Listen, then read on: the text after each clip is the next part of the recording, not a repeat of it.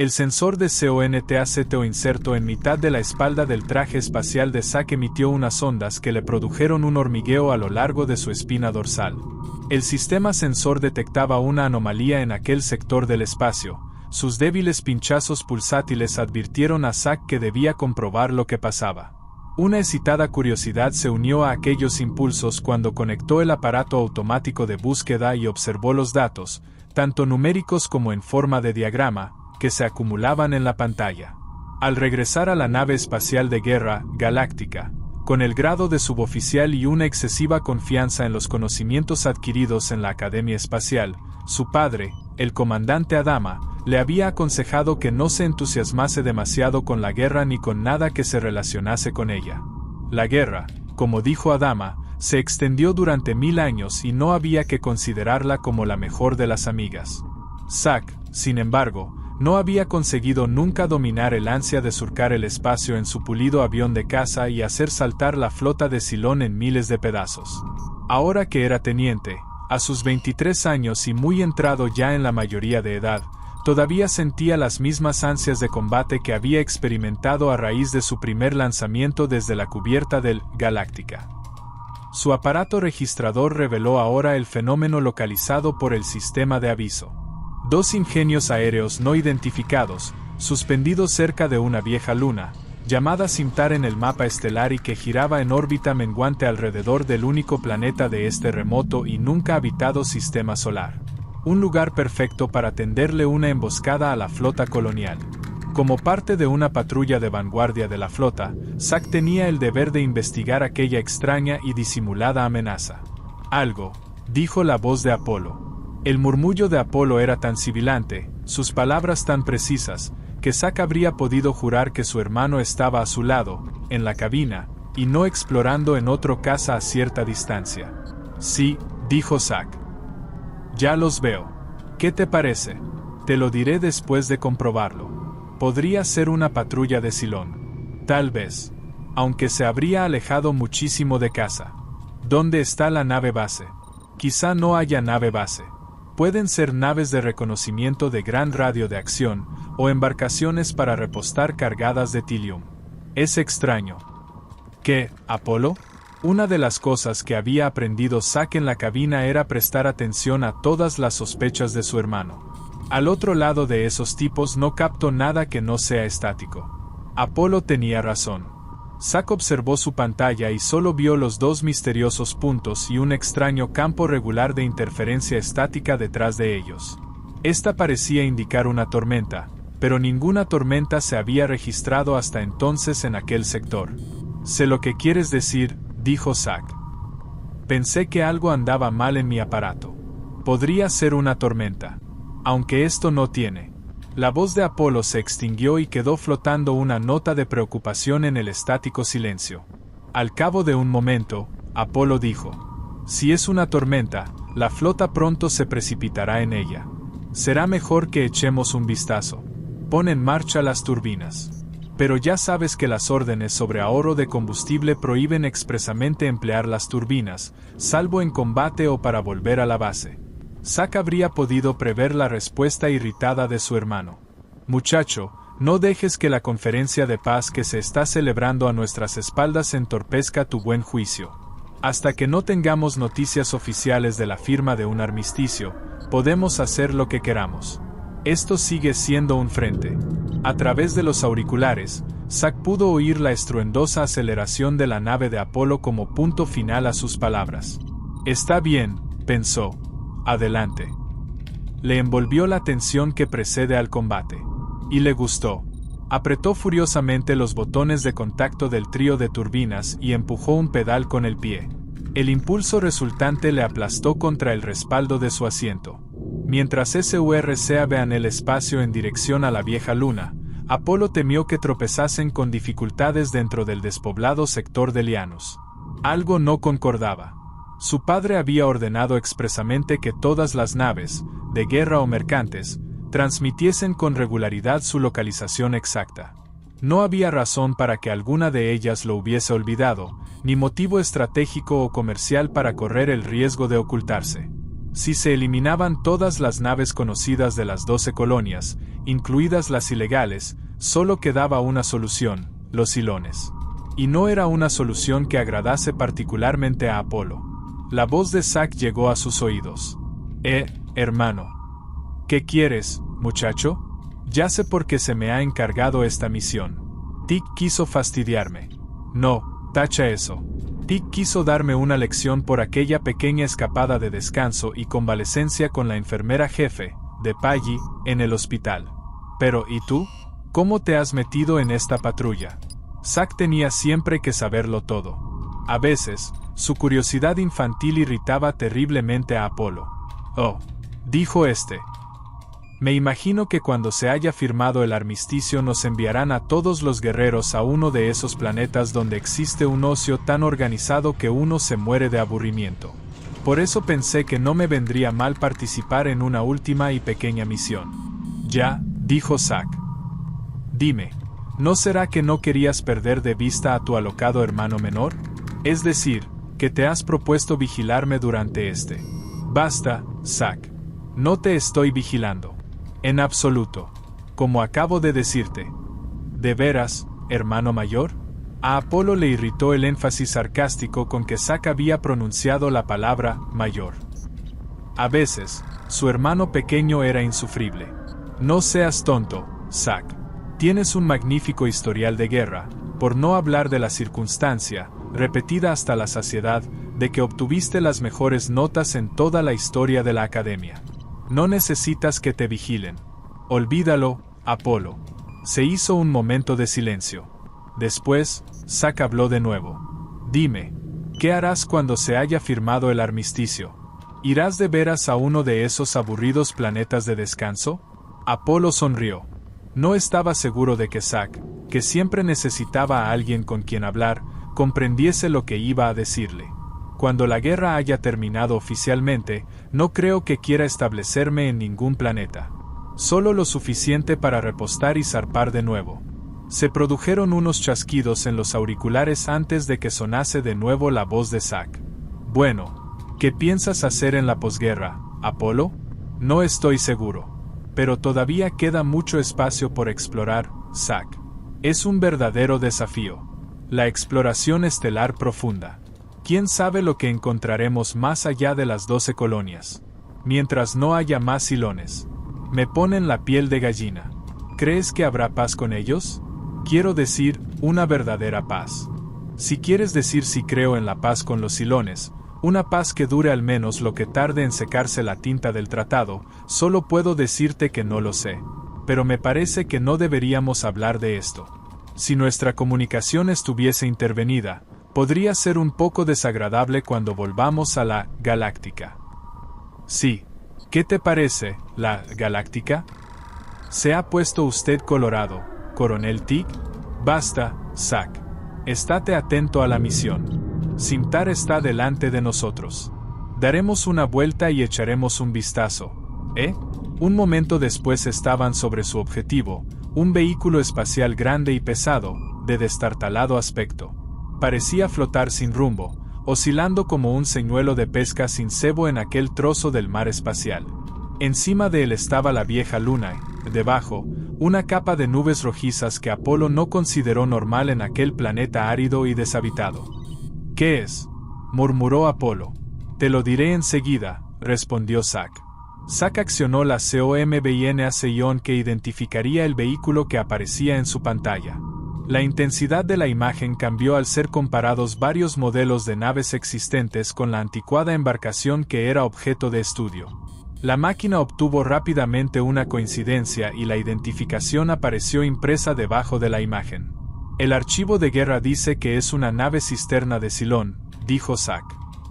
Según el aparato registrador, está vacía. La voz de Apolo se volvió agitada. ¿Una nave cisterna vacía? ¿Qué diablos hace aquí una cisterna vacía? ¿Y dónde está la otra nave, la qué? Supongo que tapada por esta. Oculta, diría yo. Es curioso. Me pregunto por qué se esconderán. No lo sé, pero está muy cerca de esas nubes. Zack empezaba a impacientarse, no estaba dispuesto a esperar las órdenes de su hermano. cuando fuese capitán, como Apolo, podría dar las órdenes. Claro que, entonces, Apolo sería almirante o algo por el estilo, y probablemente diría a un Zack lo que tenía que hacer. Aunque adoraba a su valiente hermano desde la infancia, a pesar de que su propio prestigio en la Academia del Espacio se había beneficiado de las historias sobre el heroísmo de Apolo que él mismo había referido a sus condiscípulos, Zack ansiaba hacer más cosas por su cuenta, realizar hazañas de vuelo en el espacio como las que habían hecho tan famoso a Apolo en todas las naves de guerra. ¿Por qué pensaba ahora de este modo? Su padre, junto con los otros grandes dirigentes de los 12 mundos, se encontraba en el Atlantia, elaborando un acuerdo de paz. Zack sin embargo esperaba todavía convertirse en un gran héroe guerrero. Algo andaba mal en su cabeza. Tendría que hablar de esto más tarde con Apolo, cuando ambos regresasen a la nave de guerra y charlasen como de costumbre después de la misión. «Bueno, muchacho», murmuró la voz de Apolo en su oído. «Hemos venido a ver. Nos acercaremos más». «Ten cuidado, Apolo», dijo Zack, asombrándose inmediatamente de su propia y desacostumbrada precaución. «Esto me da mala espina». ¿Mala espina? La voz de Apolo era ahora más suave, con un matiz de afecto fraternal. «Siempre le he dicho a papá que pareces haber nacido en Scorpia y no en Caprica. Sin embargo, tengo esta extraña impresión. No eres lo bastante viejo para tener impresiones extrañas, piloto». Zack asintió con la cabeza, aunque Apolo no podía verle. No era raro que tuviese esta inmediata reacción física a una reprimenda de su hermano. «En todo caso», siguió diciendo Apolo, «mientras nosotros nos encontramos aquí de patrulla, Starbuck está jugando a las cartas con un par de incautos gemones, y quisiera volver antes de que acabe de desplumarles». Mirando por su visor lateral, Zack observó que Apolo hacía girar su aparato para dar una vuelta alrededor del viejo carguero. Zack se dispuso a seguirle y pulsó furiosamente los botones de mando. Los angulosos POMULs del comandante Adama parecían obra de un experto tallador de diamantes. Pero sus ojos fríos y penetrantes no habrían podido ser diseñados por el más fino artesano. Los miembros de su tripulación temían y amaban por igual a Adama. Había una superstición popular a bordo de la Galáctica, según la cual, cuando el comandante se enfadaba, aquellos ojos poderosos se hundían en el cráneo y lanzaban rayos que le hacían parecer tan inhumano como un dios de alguna nueva y extraña mitología. Aunque alto y fornido, no tenía la torpeza típica del hombre musculoso en sus movimientos normales. Sus ademanes eran suaves y distinguidos, y era tan natural en su comportamiento que incluso sus enemigos se sentían cómodos con él, por lo menos cuando él se sentía cómodo con ellos. Ahora permanecía apartado de los otros, de sus camaradas del quórum de los 12. Los brindis por la recobrada paz sonaban falsos en sus oídos. Delante de él, como si estuvieran dispuestas para su contemplación particular, los millones de estrellas que se agrupaban en el campo visual del Atlantia, le recordaban, como recordaban a todos los hombres contemplativos, su propia insignificancia en el universo, y, más aún, la pequeñez del acontecimiento histórico que se desarrollaba detrás de él. Los hombres hacían guerras, aclamaban la llegada de la paz, después, parecían siempre proyectar otra guerra para que la paz no fuese demasiado consoladora. Esta paz, en particular, le preocupaba. Había demasiada tensión en el entusiasmo y demasiada sencillez en las negociaciones. Le disgustaba el hecho de que los silones ausentes controlasen el acto como lejanos titiriteros, enviando un intermediario humano y disponiendo la reunión definitiva para firmar el tratado en las coordenadas de espacio elegidas por ellos mismos. El presidente Adar, encarnación del sabio tradicional, con su luenga barba gris y su holgada toga, había dicho que aquel acuerdo era el acontecimiento más significativo de la historia humana. Las velas colocadas sobre la mesa del banquete, que arrancaban destellos de la roja pedrería incrustada en su cáliz de plata, habían dado un matiz religioso al brindis oficial. Y la untuosidad de la respuesta de Baltar al brindis había dejado un sabor amargo en la boca de Adama. ¿Por qué habían empleado los silones a Baltar como su mensajero humano en esta conferencia? Aunque se decía conde, Baltar era poco mejor que un comerciante, un mercader en artículos raros.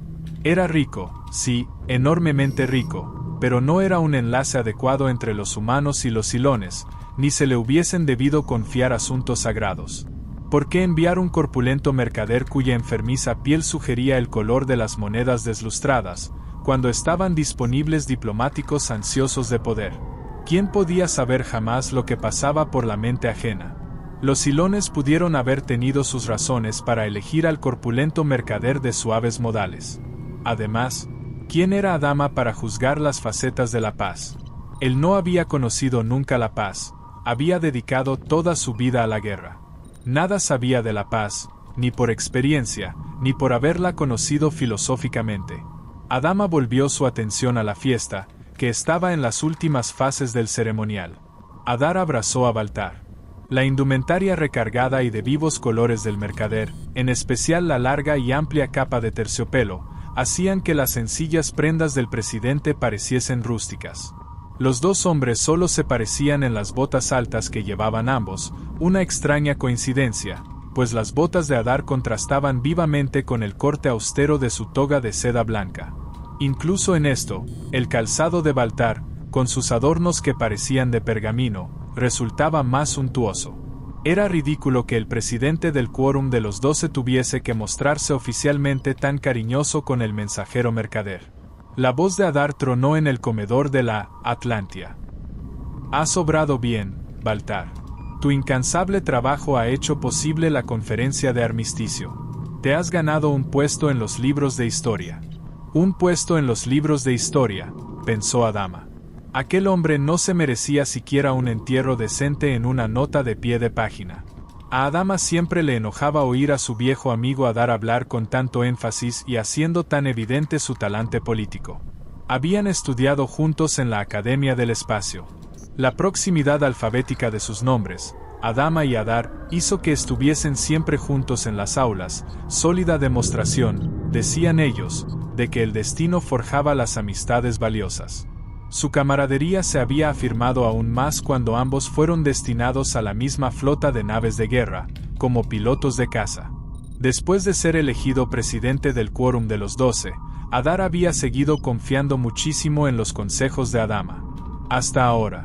La obsequiosa y humilde expresión que se pintaba en el rostro de Baltar obligó a Adama a concentrarse de nuevo en los astros. Los músculos de sus hombros se contrajeron al oír la respuesta del mercader a Adar. Si Silón me escogió como su enlace con el quórum de los 12 fue providencialmente, no por mi habilidad. El ruido de la fiesta impidió que Adama oyese los siguientes comentarios que Adar hizo al mercader. Así era mejor, estaba harto de politiqueos.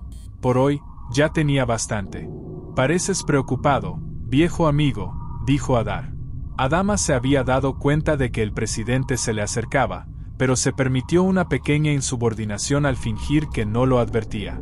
Sospechando cierto antagonismo por parte de Adama, Adar habló en tono protector y con acento nasal, característicos en él cuando tropezaba con alguna oposición. Estrujándose la tupida barba gris, como si pensase afeitarla inmediatamente, dijo: «Bueno, veo que la fiesta no ha sido del agrado de todos mis hijos». Aunque le molestó la frase patriarcal de Adar, Adama resolvió no responderle en el mismo tono. «Lo que nos espera allá afuera es lo que me preocupa», dijo Adama, señalando la brillante aglomeración de astros. «Supongo», dijo Adar dirigiéndole una sonrisa condescendiente, «que habrás renunciado a tus sospechas contra los silones. Fueron ellos quienes pidieron el armisticio. En cuanto a mí, espero ilusionado la próxima reunión con los representantes de Silón». Adama observó el rostro tranquilo y confiado del presidente y estuvo a punto de hablarle en los términos descarados de sus tiempos de pilotos del espacio. Pero no, Adar se había distanciado demasiado de todo aquello para comprender el lenguaje vulgar de antaño. Adama recurrió a la fraseología diplomática. «Discúlpeme, señor presidente, pero los silones odian profundamente a los humanos, con todas las fibras de su ser. Somos diferentes de ellos en nuestro amor a la libertad y a la independencia, en nuestra necesidad de sentir, de interrogar, de afirmar, de rebelarnos contra la opresión. Para ellos, somos extraños, y nunca aceptarán nuestros procedimientos, nuestras ideas, nuestros. Pero los han aceptado. Por medio de Baltar, han pedido la paz». El tono de Adar era rotundo. Significaba que no había que hablar más del asunto. Adama contempló fijamente al barbudo, el cual, aunque tenía su misma edad, parecía mucho más viejo. Sabía que era inútil contradecirle en una ocasión presuntamente tan gozosa. Como en la guerra, había que saber retirarse en las discusiones políticas. Sí, dijo Adama. Desde luego, tiene usted razón. Y, desde luego, Adar se había acercado a él buscando su capitulación. El presidente, ahora complacido, dejó de mesarse nerviosamente la barba y abrazó a su antiguo camarada. El hombre irradiaba confianza. Adama lamentó no poder hallarse tan seguro, pero la vigilante mirada de Baltar solo sirvió para aumentar su inquietud. Apartándose de Adama, Adar volvió a reunirse con un grupo de miembros más jubilosos del quórum. Adama, malhumorado, caminó a lo largo del borde del campo de astros que abarcaba casi la mitad del comedor. Se detuvo en una posición desde la que podía observar su propia nave de guerra, la Galáctica. Estaba orgulloso de que la Galáctica fuese unánimemente reconocida como la nave de guerra más grande de la flota colonial y la mejor gobernada de las 5 astronaves que componían la flota. Había sido puesta en servicio al menos 2 siglos antes de que naciese su actual comandante, y antes de Adama la había capitaneado su padre. La Galáctica había sobrevivido a miles de enfrentamientos con el enemigo, lo cual, teniendo en cuenta la astucia de Silón, era toda una hazaña. Con la destrucción de la nave gemela de la Atlantia, la Pacífica, la embarcación de Adama se había convertido en la mayor astronave de la flota. Y, desde que él había tomado el mando, su historial había sido tan imponente como su tamaño. Las más heroicas empresas, las misiones más suicidas, el mayor número de bajas de Silón, formaban ahora parte de la gloriosa historia de la Galáctica. Si esta paz duraba lo bastante, la astronave sería sin duda erigida en monumento al triunfo humano. Aunque parecía deslizarse plácidamente, la Galáctica volaba a casi la velocidad de la luz. Su lentitud se debía al hecho de que, como guardián de la Atlantia, durante la conferencia de paz, tenía que mantener la misma velocidad que la astronave del mando. No era de extrañar. Así como la Atlantia semejaba una colmena de secciones de abultado perfil, la Galáctica era un vehículo de esbelta silueta y múltiples niveles, cuyos componentes funcionales permitían la rara combinación del tamaño con la velocidad. En un espacio regular, podía recorrer distancias casi tan deprisa como la nave de caza lanzada desde ella. Su sistema de energía proporcionaba la mayor fuerza posible derivada de una mezcla de tilium con otros combustibles inferiores. Sus pistas de lanzamiento podían activarse en pocos minutos, y salían proyectadas del núcleo cilíndrico del vehículo. Sus sistemas de guía habían sido perfeccionados, por orden de Adama, hasta el punto de que sus pilotos eran capaces de aterrizar sobre una hoja de informe interior de la flota sin manchar una sola letra. Adama estaba igualmente orgulloso del eficaz sistema social establecido dentro de la nave. Ningún comandante habría podido desear una tripulación más unida, cosa sorprendente si se tiene en cuenta que se necesitan millares de personas para hacer funcionar una astronave de guerra. Su hija Atenea no se cansaba de decir que la tripulación trabajaba bien porque sabía que tenía un comandante justo y comprensivo. Él le echaba en cara el sentimentalismo de esta observación, pero le complacía que la buena actuación de todos los tripulantes de la Galáctica diese testimonio de su capacidad de comandante.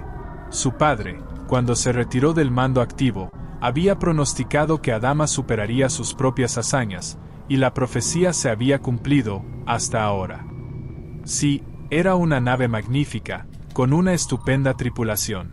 Incluso sus impulsivos hijos, Apolo, Zac, Atenea, se portaban bien cuando la Galáctica o su comandante necesitaban algo. Pero, ahora, la bella imagen de su astronave de guerra sobre el fondo de brillantes estrellas era aún más imponente que su eficacia interna o externa.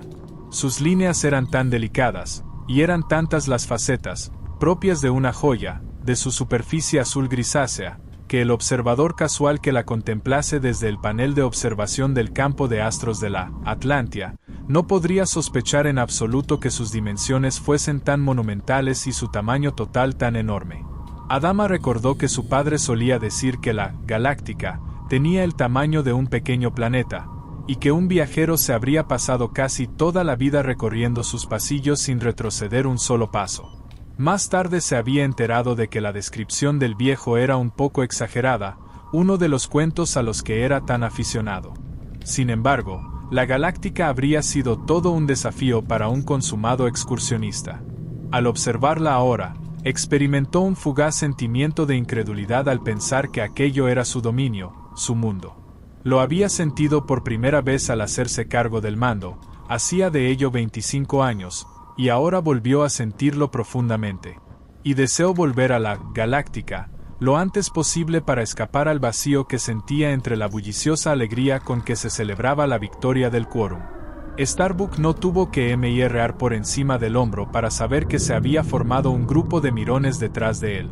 Cuando tenía un par de incautos a su alcance, corría siempre el rumor en la Galáctica, y la gente acudía a toda prisa al salón. Se consideraba un privilegio presenciar el sacrificio.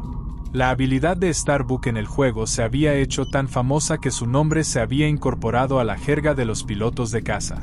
Ser Starbuckado significaba que uno se había dejado conducir a una situación donde la derrota era inevitable. El término figuraba tanto en el vocabulario de la guerra como en el de las mesas de juego. A semejanza de los actores, el joven y apuesto teniente sabía cómo tenía que comportarse ante el público. Su rostro, demasiado agradable para un hombre tan diabólicamente astuto, adoptaba una expresión de ingenuidad, como si acabase de llegar a la astronave de guerra, recién salido de la Academia del Espacio. La torpeza sustituía a la gracia normal de sus movimientos, y se inclinaba sobre la mesa como si se preguntase por qué se habría metido en aquel lío. Todo ello formaba parte de la comedia. Y los mirones lo sabían, como sabían que caería sobre sus tontos adversarios igual que una patrulla de Cylon que aparece tras atravesar una cortina de nubes. Esta vez, sus víctimas eran un par de gemones del planeta Géminis. Por lo visto, no se habían enterado de la fama de Starbuck, pues sostenían sus cartas redondas con la seguridad característica de los que están convencidos de contar con una mano ganadora. Como todos los gemones, se parecían mucho, aunque sus facciones eran diferentes. Uno tenía la cara delgada mientras que la del otro era más bien rolliza. Algo en la expresión de los gemones, una placidez rayana en la simpleza, parecía ser la causa de que todos se pareciesen.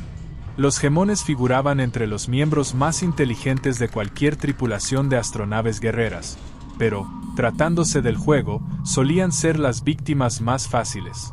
Starbuck estaba dispuesto. Podía palpar el triunfo en la suave superficie de sus naipes, como si estos lo tuviesen escrito en clave para exclusivo conocimiento de sus manos. Sin elevar la voz, anunció: para que el juego sea instructivo, y dado que sois novatos en él, solo apostaré, digamos, esto. Fríamente, empujó la mitad de su caudal, un montoncito de fichas cuadradas de oro, limpiamente ordenadas. Sus ojos, de un azul oscuro, disimularon el desdén que sentía por sus adversarios. Los dos hombres parecieron pasmados al arquear simultáneamente las cejas. Como habían hecho durante todo el juego, se pasaron la mano del uno al otro, murmurando entre ellos sobre la próxima jugada. Algunas sonrisas y un par de chasquidos de lengua pusieron cierta animación en el hasta entonces serio público. Todos habían apostado por las maniobras estratégicas de Starbuck. A medida que habían ido llegando, Bomer, el amigo de Starbuck, había recogido dinero de cada uno para aumentar el montón de fichas de Starbuck. Ahora pensaban en sus propias ganancias. A pesar de la humildad de esta mano, dijo el gemón que sostenía ahora las cartas, tenemos que aceptar tu envite por el honor de nuestra colonia natal. Envite. Honor. Géminis, dijo el otro gemón, pues, cuando hablaba uno de ellos, el otro solía repetir los vocablos principales de sus frases. El gemón que tenía los naipes empujó un montón de fichas igual a la apuesta de Starbuck. Este sintió la tensión del público, y se disponía a hablar, diciendo que había que mostrar el juego, cuando el gemón añadió, pausadamente: y, por la gloria de Géminis, doblamos la cantidad. Gloria. Doble. Cantidad, dijo su compañero, cogiendo ahora los naipes y empujando el montoncito de fichas que doblaba la apuesta. Advirtiendo el nerviosismo de su público, Starbuck creyó necesario fingir tranquilidad. Muy bien, dijo, atusándose unos largos mechones de sus cabellos rubios como el trigo. En nombre de nuestro planeta Caprica y por su eterna gloria, acepto vuestro envite y lo doblo a mi vez. Si no hubiesen estado tan apretados los mirones, alguno de ellos se habría desmayado y caído al suelo. Starbuck empujó todas las fichas que le quedaban y se retrepó confiadamente en su sillón. Sintió una palmada en el hombro y contempló el tenso semblante negro de su amigo, el teniente Bomer. Quienes, si no los superprecavidos, juegan solo cuando saben que su mano es más que segura, inteligente Bomer. ¿Cuánto falta en el dinero de tu apuesta?, preguntó el gemón que sostenía los naipes. Falta. Apuesta. Un momento, dijo Starbuck. Vamos, muchachos, poned el resto. El público pareció dar un paso atrás colectivo. Bomer actuó de portavoz. ¿Puedo hablar contigo un momento? En privado. Y, volviéndose a los gemones, añadió, será solo un instante, amigos. Con exagerada cortesía, Bomer se llevó a Starbuck lejos de la mesa. Fuera del campo visual de los gemones y detrás de la nerviosa pared formada por los miembros de la galería, se les reunieron el teniente Yali y el alférez Grenbean, Mut y Jeff, según les llamaba la tripulación. Yali era un joven alto y vigoroso, pero demasiado pesado, mientras que Grenbean era alto y delgado. La conferencia entre los 4 hombres se desarrolló entre excitados murmullos. ¿Estás loco?, dijo Bomer, que raras veces sudaba, pero ahora se enjugó el sudor que brillaba en su frente. ¿No lo habéis oído?, dijo Starbuck. Es por la gloria de Caprica. Gloria, Caprica, dijo Yali. ¿También tú eres gemón?, preguntó Starbuck, sonriendo. Escuchad, ¿os he defraudado alguna vez? Las caras de los 3 hombres, particularmente la de Bomer, parecieron responder afirmativamente. Bueno, dijo Starbuck, 1 o 2 veces. Pero esto es una verdadera ganga. Tengo a esos tipos en mis manos. De esta manera doblaremos nuestro dinero. Quieren jugárselo todo. Nos dijiste que no entendían el juego, dijo Yali. Por lo visto han aprendido deprisa, gruñó Bomer, pero suspiró. Siempre se mostraba pragmático, tanto en el juego como en un furioso encuentro con el enemigo. Después de tanto leer en su visor, se había convertido en reflexivo analista de cualquier situación, y, en esta, vio que reducir las pérdidas no era práctico, la inversión era demasiado elevada. Tenemos que hacer lo que dice Starbuck o lo perderemos todo, estamos metidos en el juego. Bomer se movió entre el público, obligando a sus miembros a soltar lo necesario para cubrir la impulsiva apuesta de Starbuck. Luego dio un montoncito de fichas de oro a su amigo y le dijo que siguiese adelante. Starbuck empujó las fichas hasta el centro de la mesa y mostró sus cartas. A ver si lo ganáis, gruñó, y su voz resonó con inquietud en el silencio de la estancia. El gemón sonrió y mostró sus naipes. El público se estremeció ante la tragedia revelada por los círculos de plástico. Después, todos se encogieron viendo cómo recogían los gemones las fichas de oro.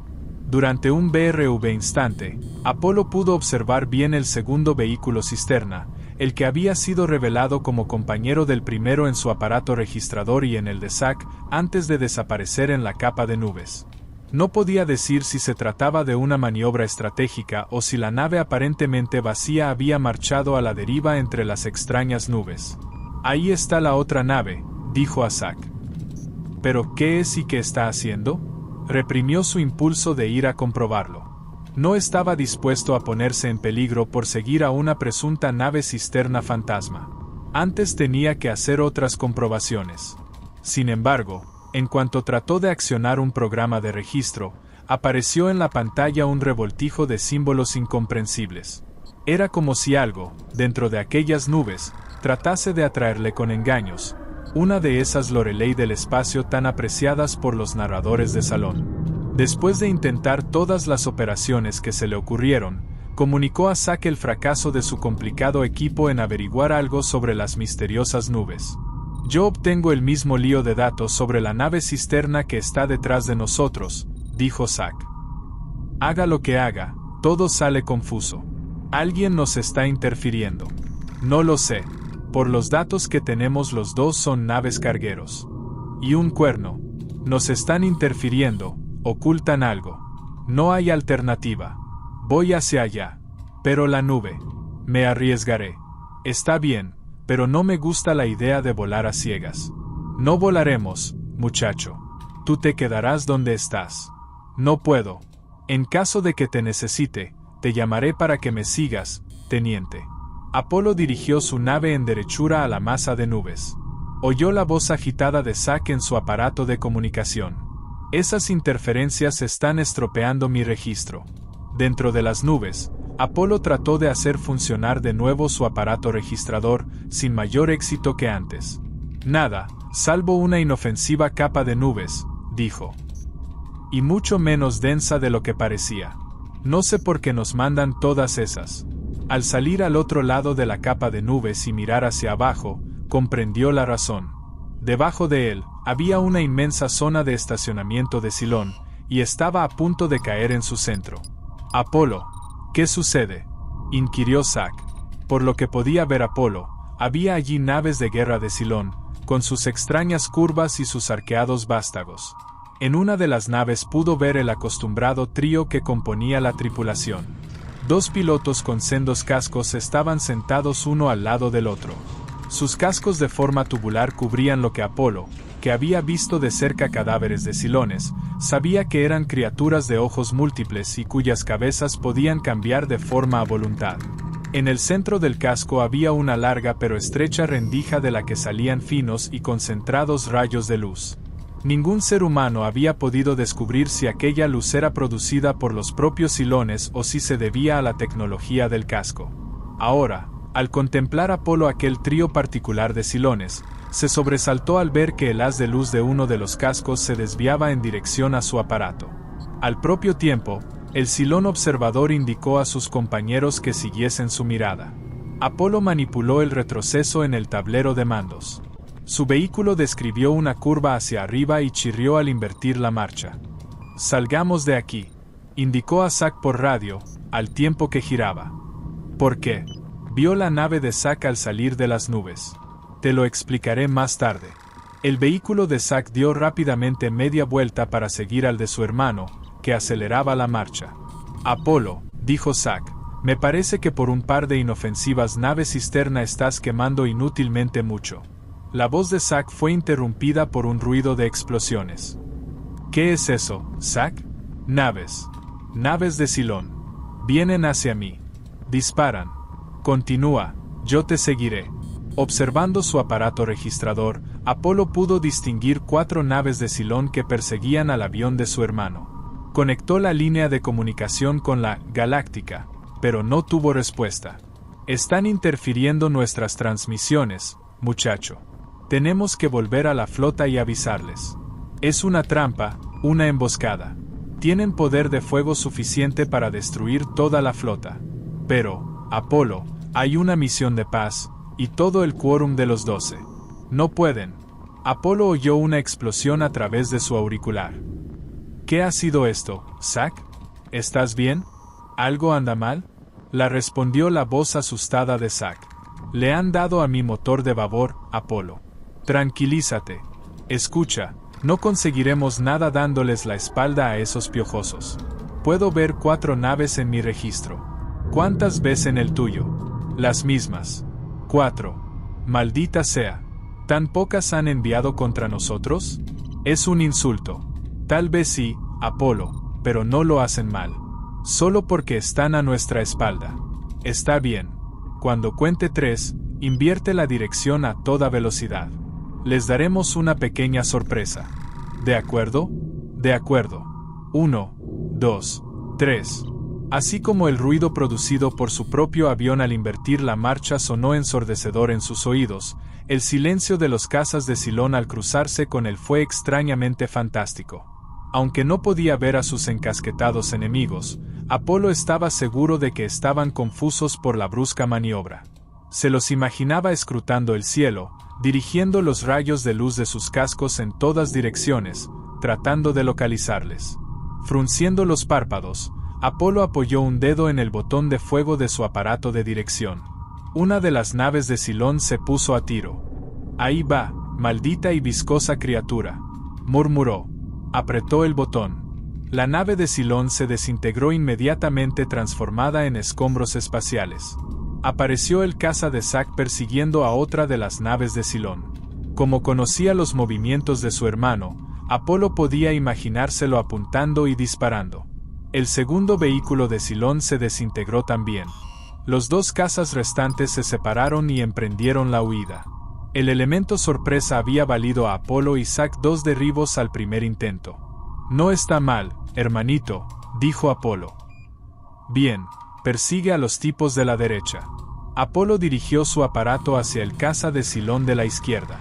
Antes de que éste pudiese girar para colocarse en posición de ataque, apuntó al blanco, apretó el botón, y los pedazos de la nave enemiga volaron hacia los confines del espacio. Al dar media vuelta, volvió a ver a Zack, que ahora disparaba contra el último atacante de Cylon y erraba el blanco. Maldición, pensó Apolo. El chico se apresura algunas veces, aprieta demasiado pronto el gatillo. La presa de Zack giró y describió un rizo. Apolo sabía que aquella maniobra solo podían realizarla los más hábiles pilotos de Cylon. Antes de que Zack se diese cuenta, su enemigo se había situado detrás de su avión. Apolo, dijo Zack. Ya lo veo. Entretenlo un poco más. Enseguida estaré contigo. ¿Qué le entretenga? No te quepa duda de que ya está bien entretenido. Cuando Zack trataba de esquivar a su perseguidor, su avión sufrió un nuevo impacto. Un motor a paseo, exclamó. El aparato de Apolo se situó sobre el caza de Cylon desde un lado, lanzándose en vuelo perpendicular contra él. Quietos, murmuró. Quietos. Solo os pido que no miréis en esta dirección, muchachos. Le pareció que uno de los pilotos de Cylon se había dado cuenta de su presencia con un instante de retraso, antes de que estallase la nave. Suspirando y haciendo girar su aparato en dirección al de Zack, Apolo dijo: el día que esos tipos puedan concebir una marca de 1 contra 10. Apolo, dijo Zack, será mejor que mires tu pantalla. Apolo vio que una fuerza atacante más numerosa había salido de las nubes. 10-1, sí, dijo, pero 1000 contra 1, no es justo. ¿Qué significa esto, Apolo? Apolo lanzó una risita mordaz. Significa, hermanito, que no habrá paz. La misión de paz fue una trampa desde el primer momento. Tenemos que regresar y poner a la flota sobre aviso. Hazlo tú, Apolo. Ya sabes que he perdido un motor. No podría mantener tu velocidad. Apolo se sintió impresionado por el valor que revelaba la voz de Zack. Era miembro de la familia, sí, pero familia significaba más que una bravata forzada. No puedo dejarte, Zack. Juntos, podremos. No. Juntos no haríamos nada. Tienes que ir tú. No me pasará nada. Conservaré la distancia delante de ellos, no te preocupes. Plantaré el pie en la turbina y no me alcanzarán. Adelante. Tienes que avisar a la flota. No hay alternativa. Está bien, socio. Nos encontraremos en la sala de espera. Te tendré café caliente preparado. No necesito nada caliente por ahora, gracias. La cosa está que arde. Suerte, muchacho. Antes de que entrasen en funcionamiento las turbinas, Apolo dirigió una última mirada al avión de su hermano. Después, aquellas se pusieron en marcha y el avión pareció desvanecerse inmediatamente en el oscuro y de súbito sombrío cielo. Cuanto más le alejaba ese avión de la Atlantia, y de su desagradablemente animada colección de políticos, más tranquilo se sentía Adama. Siempre era buena cosa volver a la propia nave. Ansiaba hacer una de sus famosas excursiones, bajar entre los tripulantes para charlar un poco y tomar tal vez unos tragos de aquella cerveza que raras veces llegaba a las cabinas de mando. «¿Estás pensando en alguna de esas cosas que siempre te niegas a comunicarme?», dijo Atenea, girando sobre su asiento de piloto para mirarle. «Cuida de tu trabajo, jovencita, y respeta la intimidad de un viejo». Ella hizo un falso mohín. Después se echó a reír y volvió a su posición. Por un momento, Adama examinó el perfil de su hija. Sabía que la consideraban hermosa, sobre todo Starbuck y los otros jóvenes oficiales que se disputaban su atención. Sin embargo, y a pesar de su amor de padre, a él le costaba encontrar hermosa a Atenea. En primer lugar, se parecía demasiado a él y muy poco a su madre, que era la verdadera belleza de la familia. El rostro de Atenea era regular como el de Adama, pero su aspecto general era más suave, menos granítico. La nariz era también ligeramente aguileña, y la boca, recta y de labios finos. Tenía la impresión de que estas facciones, que en él revelaban una firme determinación, no concordaban con los lustrosos cabellos rubios de Atenea, ni con el único rasgo bueno que heredó de su madre, los ojos. Cada vez que sorprendía la mirada de su esposa, Hila, en aquellos brillantes ojos azules, tenía que desviar la suya para evitar la añoranza que siempre acompañaba a sus recuerdos de Hila. Durante su vida matrimonial, él e Hila habían estado más tiempo separados que juntos. Esta vez habían pasado casi 2 años desde su último regreso a Cáprica. Y esta separación forzosa era la única exigencia de una carrera militar que él siempre había despreciado. De no haber sido por la maldita guerra, habrían podido llevar la vida equilibrada y feliz que ahora disfrutaban solamente a intervalos muy espaciados, aunque, como decía Hila, tal vez las largas separaciones servían para intensificar su amor. Sin ellas, decía, Hila y él se habrían convertido acaso en una vieja y aburrida pareja, en la que cada cual no habría reconocido de veras la existencia del otro. En cambio, ahora, seguían siendo como unos jóvenes y deslumbrados amantes que apreciaban sus virtudes mutuas. Adama le había respondido que lo que ella quería decirle era que la ausencia aumentaba el cariño del corazón, aunque de una manera más indirecta y locuaz. Ella estuvo de acuerdo, desde luego, era eso, y un poco más. Al mirar ahora a su hija, absorta en su función, vio una versión femenina de sí mismo. Incluso su cuerpo, con sus formas atractivas y claramente sensuales, parecía indicar una fuerza útil, más que una coquetería inútil. O quizás esto no era más que una confusa opinión de padre. Él la querría siempre, pero nunca podría verla, en los 12 mundos, como objeto de un interés intenso por parte de sus galanes. Se encendió la luz del comunicador y Atenea conectó rápidamente sus auriculares. Frunció el ceño al escuchar. Algo anda mal, dijo. ¿Qué es? No lo sé, pero acaban de poner el puente de la Galáctica en estado de alarma. ¿De alarma? ¿Por qué? Tranquilízate, papá. Pronto sabremos lo que pasa en el viejo cacharro. Deja que ponga esta cesta en la cubierta de aterrizaje. Atenea dispuso el tren de aterrizaje y comprobó su equipo. Todo estaba en regla. La cubierta de aterrizaje salió de su vaina, se extendió y pareció estirarse bajo el vehículo que descendía. Las luces de orientación formaron una flecha para indicar la ruta de entrada. Atenea guió la pequeña nave hacia el punto de parada indicado por una luz roja centelleante. La nave se detuvo y padre e hija descendieron y echaron a correr. En el puente, Adama encontró a su ayudante, el coronel Tig, que observaba con atención sus aparatos registradores. Tig, hombre bajo y vigoroso, que había participado en numerosos combates junto a su jefe, no se asustaba fácilmente.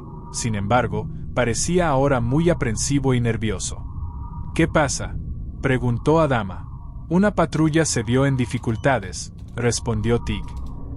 Estamos captando señales, pero no podemos deducir nada de ellas. Hay ciertas interferencias. ¿Qué clase de dificultades? No sabría decirlo. Tal vez piratas. O contrabandistas. Adama pudo leer la verdadera sospecha en los ojos del hombre. Silones.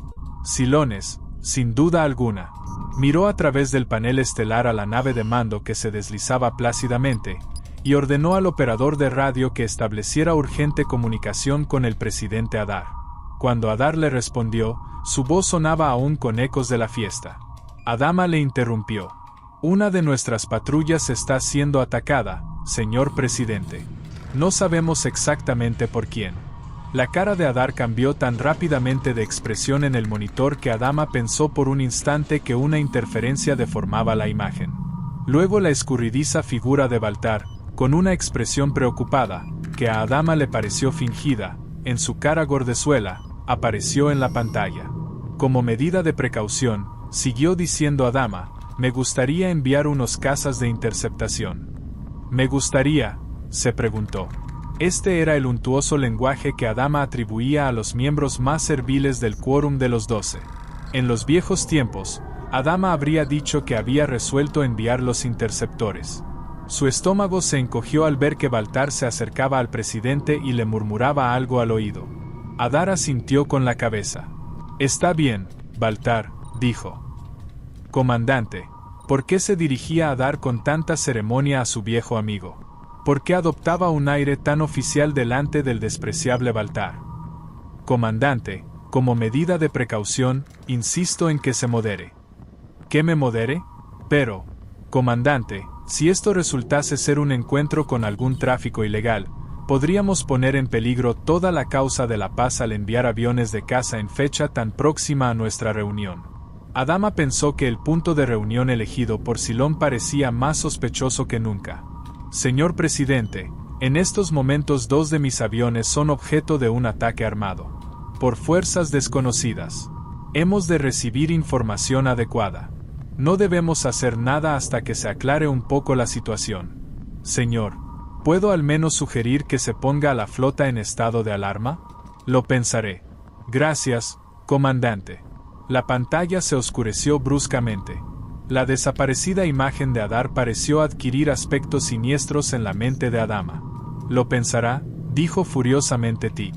Nunca había sido capaz de ocultar sus sentimientos, lo que le había hecho perder el mando de una astronave de guerra al menos una vez. «¿Se ha vuelto loco, coronel?» Tig miró a su alrededor. Le preocupó ostensiblemente la manera en que los oficiales del puente habían enmudecido, temerosos, al escucharles. «Lo siento, comandante», dijo Tig. «Solo que, bueno, sí. ¿Qué? La patrulla atacada. Es la que está al mando del capitán Apolo. Y si no puedo fiarme de mi propio hijo, ¿de quién voy a hacerlo? Zack está con él. Uno de los hombres se puso enfermo. Zack estaba en el puente en aquel momento. Hubo aquel pequeño asunto disciplinario con una enfermera y, yo. Ya basta, coronel. Comprendo su preocupación. Pero Zack puede cuidar de sí mismo tan bien como su hermano mayor». Se apartó de su ayudante, temeroso de que éste pudiese leer en sus ojos que no creía una palabra de lo que le estaba diciendo. Zack tenía buen instinto en la acción, maniobraba bien, pero era demasiado impulsivo, siempre lo había sido, desde que era un muchacho travieso y se embarcaba como polizón en cualquier nave o carguero donde pudiese esconderse. El hecho de que Zack hubiese salido de patrulla era otro de los errores que roían los nervios de Adama desde el principio de aquella extraña negociación de paz.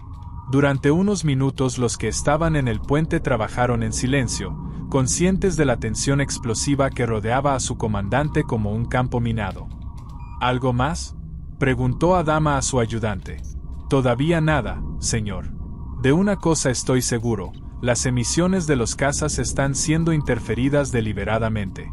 Si no nos lanzamos pronto, no podemos hacerlo, ya que ha sido expresamente prohibido», dijo Adama, sopesando sus palabras. Sentía fijos en él los ojos de todos los que estaban en el puente. «Pero este podría ser el momento adecuado de ordenar unos ejercicios de prueba a nuestras estaciones de combate». Tig sonrió y los que estaban presentes en el puente le imitaron. «Den el toque de alarma a las estaciones de combate», gritó Adama. La idéntica EXPRS-ion taimada de los 2 gemones enfureció a Starbuck. En aquel momento, la meta principal de su vida era borrar aquella satisfacción de sus semblantes. Sentándose a la mesa, con el resto del metálico entregado por el público rebosando en sus manazas, sonrió de la manera más bonachona a sus contrincantes y empujó el montón de fichas hasta el centro de la mesa. «Bueno, muchachos», dijo. «¿Fugamos la definitiva? A una sola mano. Muerte rápida». Los gemones fruncieron el ceño al mismo tiempo y murmuraron algo entre ellos. Aunque Starbuck no conocía su dialecto, sabía por el sonido excitado de sus voces que estaban discutiendo las probabilidades. Llegaron a un acuerdo, asintieron simultáneamente y empujaron la cantidad equivalente de fichas hasta el centro de la mesa. «Muerte rápida, piloto», dijo uno de ellos. «Muerte, piloto», dijo el otro. Starbuck, sonriendo alegremente, empezó a barajar las cartas. Cuando las hubo repartido, uno de los gemones cogió las suyas, mientras el otro se inclinaba sobre su hombro para inspeccionarlas. Starbuck esperó un momento antes de recoger su mano. Sabía que esta pausa indiferente podía poner nerviosos a los ya excitados gemones e influir en su manera de jugar. Al observar su mano se dio cuenta con entusiasmo de que había sido innecesario hacer aquella comedia. Todos sus naipes eran del mismo color y del mismo símbolo, la jugada máxima, la pirámide. Percibió la reacción electrizada de los que estaban detrás de él y empezó a extender las cartas para que los gemones las viesen y se echasen a llorar. «Nunca volveréis a ver una cosa igual, muchachos», dijo riéndose alegremente. «Una pirámide perfecta». Los dos gemones se quedaron boquiabiertos al unísono. El que sostenía las cartas estaba a punto de mostrar su mano. De pronto, sonó la sirena de alarma en la estancia, interrumpiendo inmediatamente la concentración de todos y haciendo que varios se pusiesen enseguida en movimiento. Una mujer que estaba leyendo un libro tumbada en una litera de un rincón dejó caer el volumen y echó a correr. Uno que dormía saltó de un sillón próximo a la mesa de juego. Despertando un momento después de su acción instintiva, se echó a un lado para no chocar con la mujer que corría. Al hacerlo, su cuerpo tropezó con la mesa. Los naipes, incluidos los de la pirámide perfecta de Starbuck, se desparramaron en todas direcciones, y algunos cayeron al suelo. Cuando estaban ya dispersas, Starbuck trató en vano de asirlas. Los gemones observaron lo que pasaba, intercambiaron una mirada y sonrieron al mismo tiempo. «Ha sido una lástima», dijo uno de ellos. «Tendremos que volver a jugar esta mano otro día». «Espera un momento», gritó Starbuck. «El deber nos llama», dijo uno de los gemones. «El deber», dijo el otro, mientras recogía del suelo su casco de combate, sacudiendo un par de cartas redondas que se habían fijado en su superficie, y vertiendo en él la mitad de la apuesta. Tensos los cuerpos, dispuestos para la lucha, salieron ambos de la habitación a toda prisa. «Volved aquí, pequeños», gritó Starbuck. Detenedles». Pero era demasiado tarde para detener a nadie. Tras un momento de asombro colectivo, incluso los mirones empezaron a correr hacia la salida, recogiendo de paso sus cascos y sus equipos de vuelo. Starbuck se encogió de hombros, se metió en el bolsillo la mitad de la apuesta, tomó mentalmente nota de cómo tenía que repartir el dinero entre los contribuyentes, solo si estos se lo pedían, y se dirigió apresuradamente al corredor de preparación de vuelo. Un tubo vacío transparente, que discurría a lo largo del techo luminoso de la alargada cámara que era la cubierta de lanzamiento, reveló las regulares hileras de naves de combate de la Galáctica, colocadas una al lado de otra en las poderosas rampas. Al ser sacados los vehículos del tubo a la cubierta propiamente dicha, los pilotos emergían de unas aberturas que comunicaban con el corredor de preparación de vuelo. Cada piloto corría a pie hasta su nave individual, mientras la tripulación de tierra activaba el pulido vehículo de alas en delta para su lanzamiento. Starbuck salió de su abertura y corrió hacia su nave. Después de saltar sobre un ala, ejecutó su famoso salto acrobático hasta la cabina. Jenny, su ayudante en tierra, se ajustó el cinturón. La linda cara morena de la joven mostró una gran preocupación mientras cerraba sobre la cubierta de la carlinga. «¿Qué sucede?», preguntó chillando. «Nada de qué preocuparse», respondió Starbuck. «Probablemente será, qué sé yo, una especie de saludo aéreo al presidente mientras firman el armisticio o besan a los hilones o algo por el estilo». Jenny frunció el ceño. «Es repugnante», gritó. «¿Repugnante? ¿Qué es repugnante?» «La idea de besar a los hilones. Me revuelve el estómago. Sería una experiencia más. Lárgate de aquí, cerdo». Jenny pulsó el interruptor principal de la fuerza y Starbuck sintió el acostumbrado retroceso que acompañaba siempre la puesta en marcha de los sistemas de vuelo.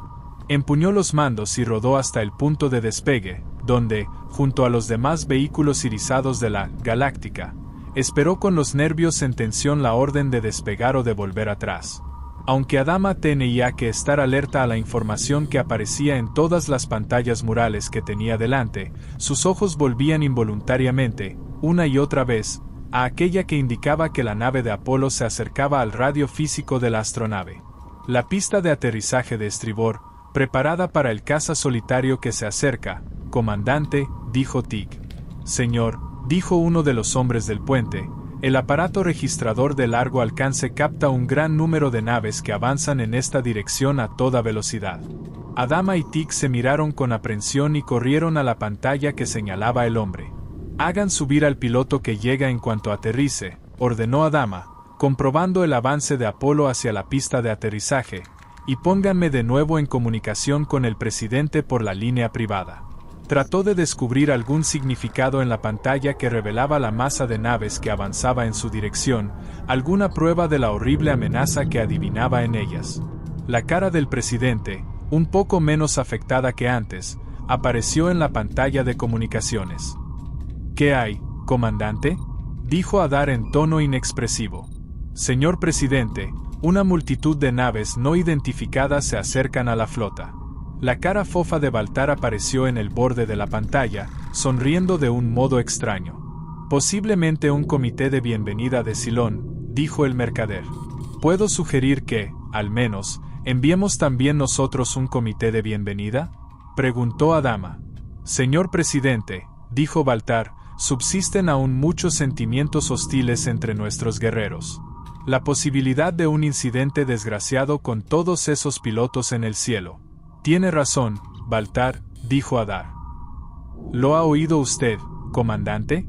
Adama contenía a duras penas su furor, pero su voz permaneció tranquila al responder. No, señor presidente. No es posible que haya oído bien.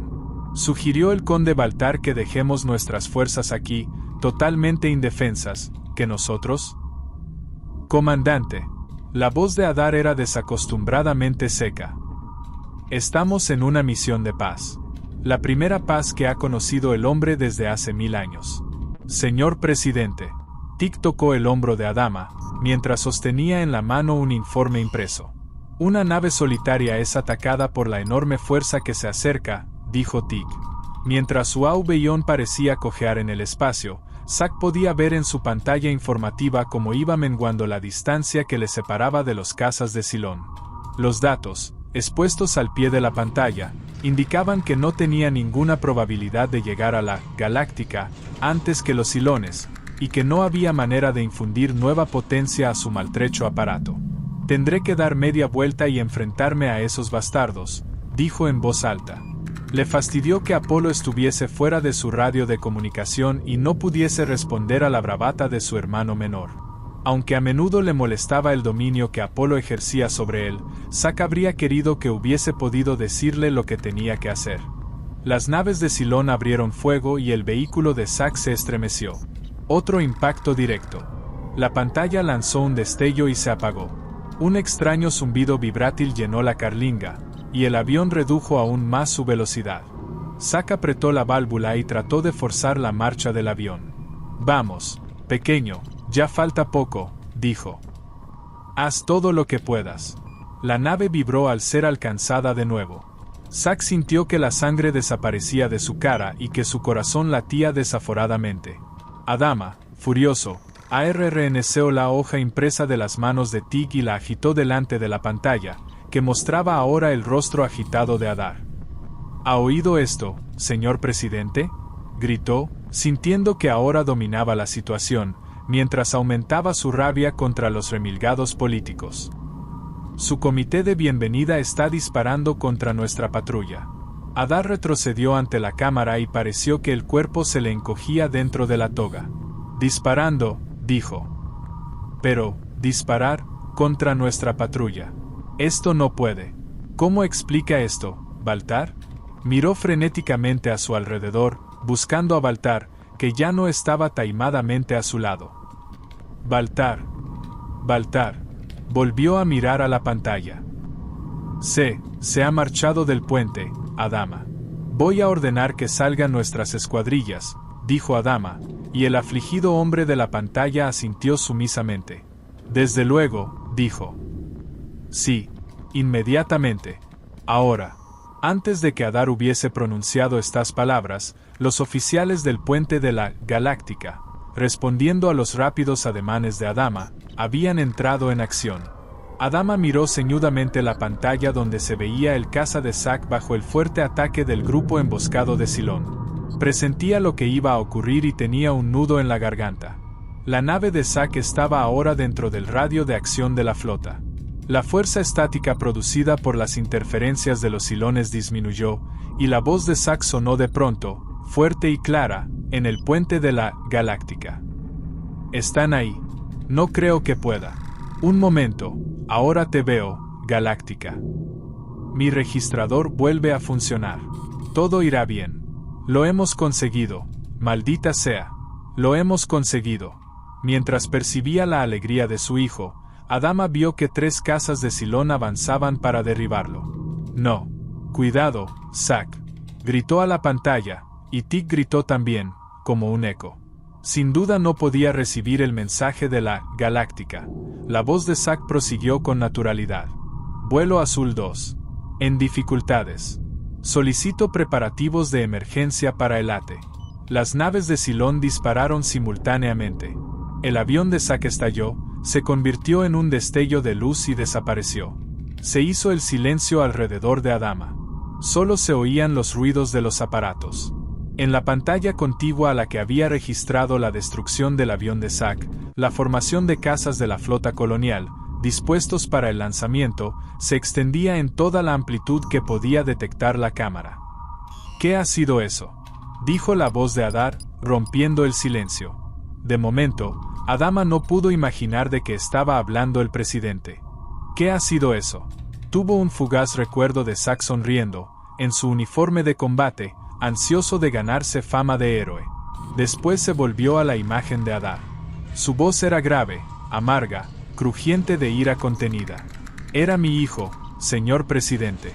Tig puso el personal en movimiento cuando la flota atacante de Cylon apareció y comenzó a disparar. Adama se apartó de las pequeñas pantallas y examinó el enorme campo astral. Centenares de cazas de Cylon surcaban el cielo, lanzando andanadas de torpedos de partículas láser. El campo astral, encendido en llamas, explosiones y destrucción, se había convertido de pronto en un terrible castillo de fuegos artificiales. 2 cruceros de combate de la flota estallaron al mismo tiempo. Tig miró ansiosamente a Adama, esperando la voz de mando. «Lancen los cazas», gritó Adama. «Que todas las baterías habrán fuego. Repito, habrán fuego». La sirena despertó la nave, y comenzaron a atronar los ruidos del contraataque. Los puños cerrados de Adama golpearon el aire vacío.